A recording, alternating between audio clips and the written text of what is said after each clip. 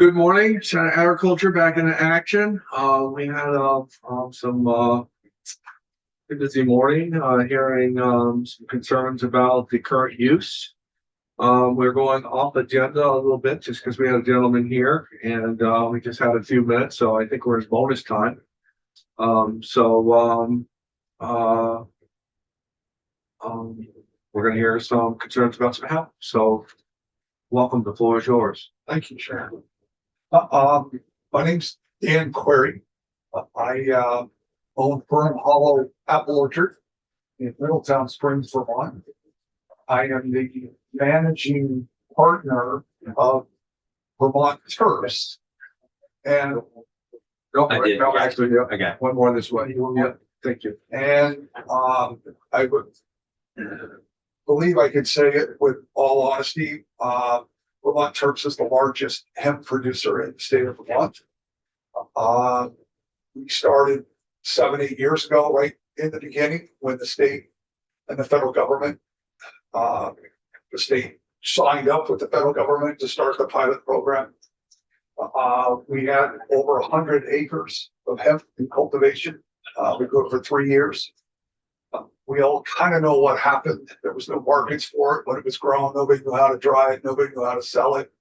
Well, we unfortunately, being the stubborn Vermonters that we are, we figured out how to dry it, how to store it. And so we kept growing, being promised markets, being promised the sale. Finally, after 3 years, growing over 3 million pounds of hemp, those markets for it started drying up. So we started figuring out how we could sell it. Then the Vermont legalized recreational cannabis.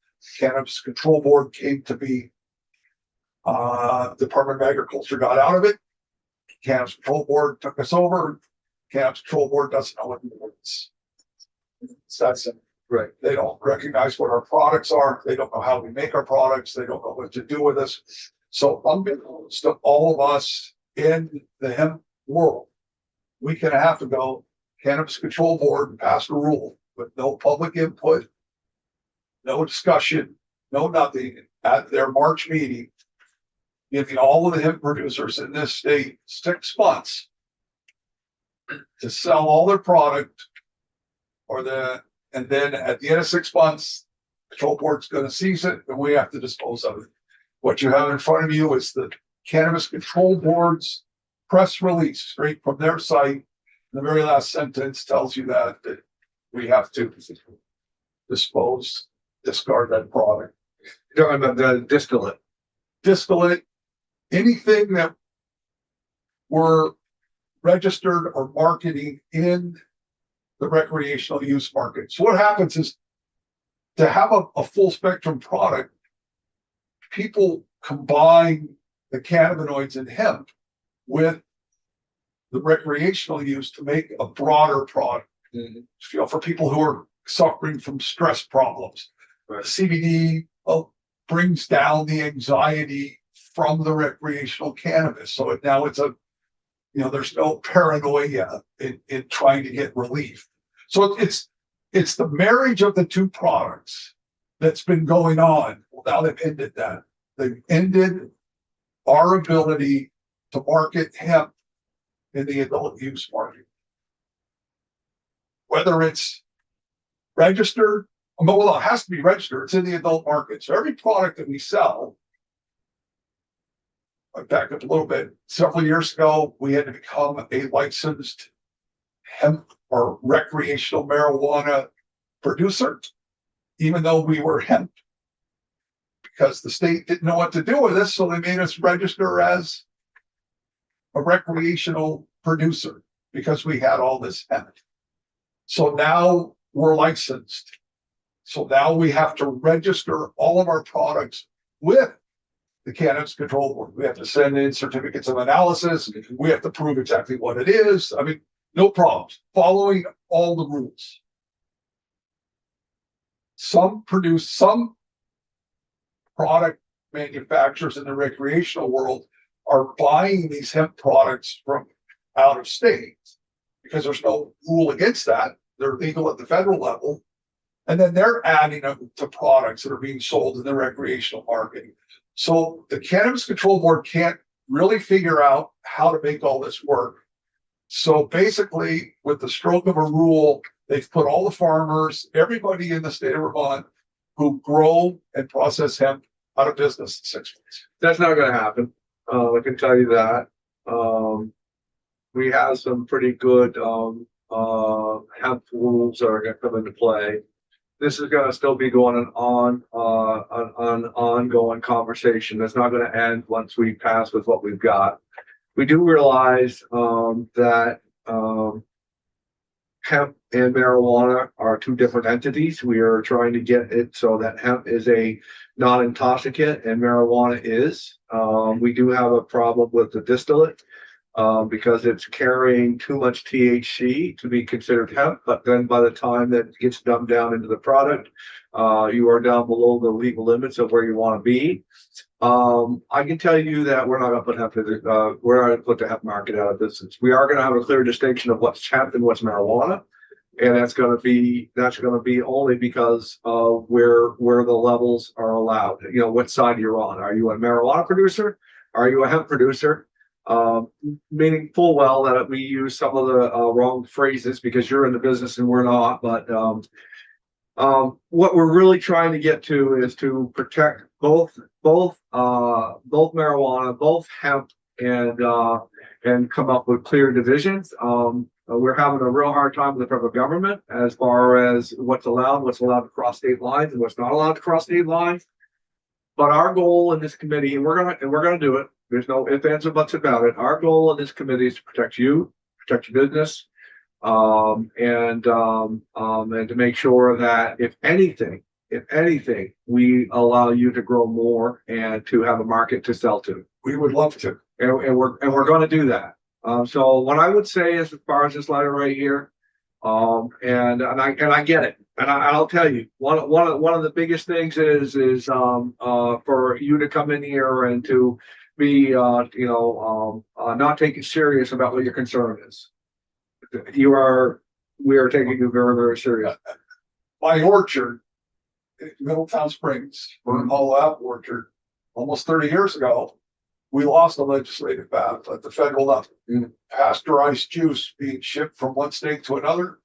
My orchard went out of business. I understand, Right, firsthand what legislation does to farms. right. I no longer grow apples because I was put out of business by legislation.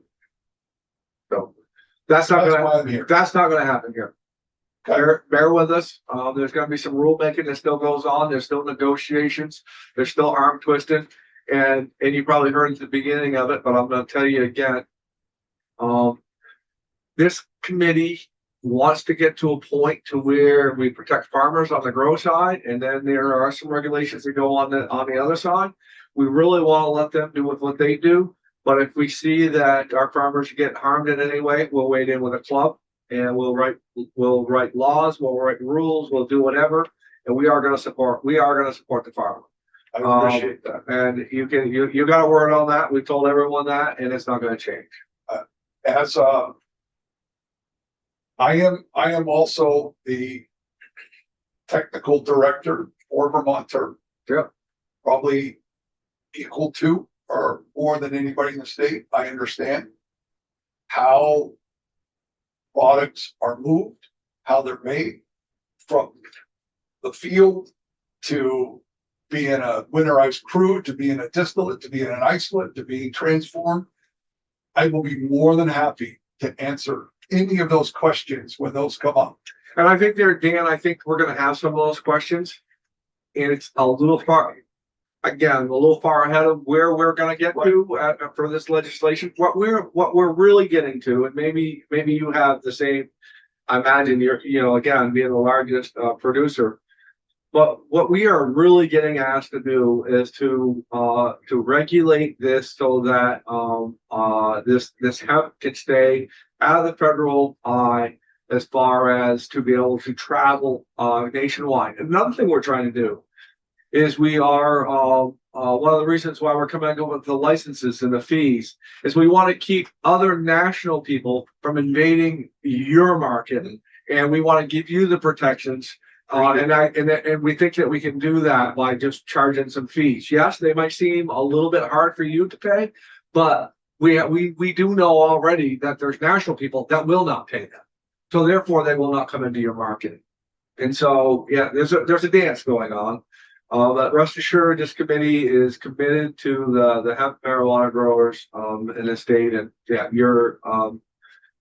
our door is always open. We are going to get to this part right here, but it's going to be after we just kind of solidify some rulemaking. Yeah, I just to break it down into like its simplest form for me would be just let our products be sold in the adult use market under the same rules as it has to be certificate of analysis, it has to be registered, it has to be grown in the state of Vermont. Don't close that market to us, right? Because we're growing a product that's titled something different, right? Because in reality, that's pretty much the only market there is for us. Right? And for my products to go into a drink, it's got to be registered by the control board. Well, now I can't. Right. And that's all. I just need them, the Cannabis Control Board, to let us in. Right. Just don't close the door on us. So we're not allowing that to happen, and we're working closely with them. Give us some time, but you're not going out of business unless you choose to. I appreciate that. No problem. Joe. Thank you. Good. Thank you. See you. Linda will go off.